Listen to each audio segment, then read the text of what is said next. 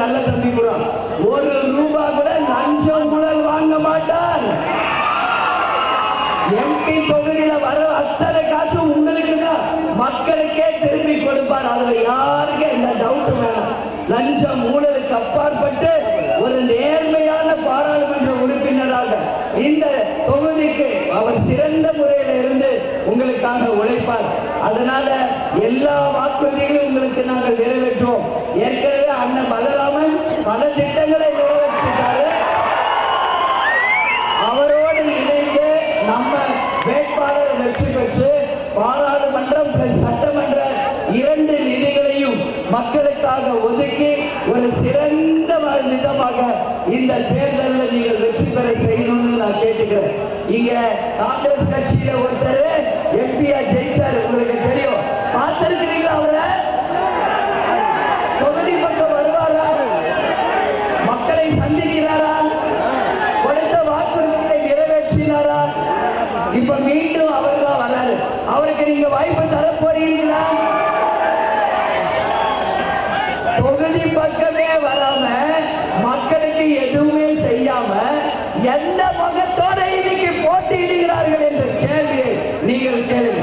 காணவில்லை என்ற போஸ்ட் அடிச்சு ஒற்றக்கூடிய அளவு இன்னைக்கு எங்கேயுமே அவர் மூச்சியை யாரும் பார்க்கல.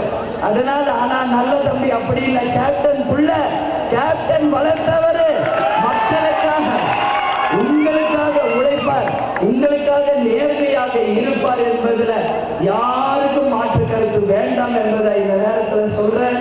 எனவே நீங்கள் அனைவரும் நல்லபடியாக சிந்திச்சு அண்ணன் பலராமன் திட்டங்களோடு நம்மளுடைய பாராளுமன்ற திட்டங்களையும் இணைத்து நிச்சயமாக வேட்பாளர் அனைத்து விஷயங்களையும் உங்களுக்கு செய்வார். எனவே 19ஆம் தேதி எல்லாம் போய் சீக்கிரம் ஓட்டு போடுங்க.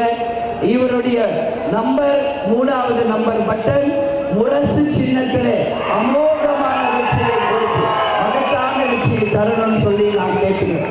கேப்டன் மறைந்த போது இந்த உலகமே அழுந்துச்சு.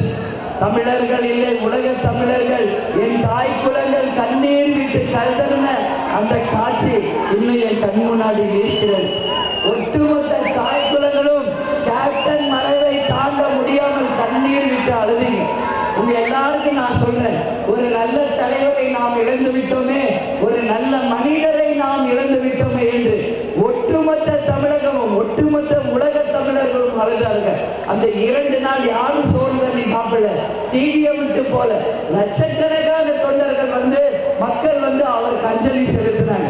நாங்க எல்லாரும் அவரை புரிஞ்சுக்கலையே, இந்த மீடியாவை அவரை பத்தி தப்பா போட்டு மக்களுக்கு அவரை பற்றிய நல்ல விஷயங்கள் போய் சேரவே இல்லை என்று எல்லாரும் அழுதாங்க.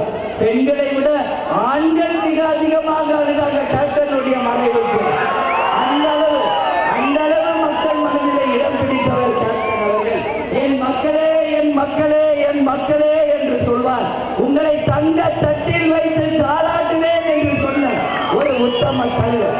அவருக்கு நாம வாய்ப்பு கொடுக்கலையே, ஒரு நல்லவரை இழந்துட்டுமே என்று நினைக்கிறவங்க எல்லாருக்கும் ஒரு நன்றி கடன் மக்களுக்கு நீங்கள் இந்த தேர்தலிலே அவர் கண்டெடுத்த சின்னமாம் வெற்றி முரசு சின்னத்திற்கு 3ஆம் நம்பர் கொடுத்து அவருக்கு ஒரு நன்றி கடனை நீங்கள் செலுத்தணும்னு சொல்லி நான் கேட்டுக்கிறேன்.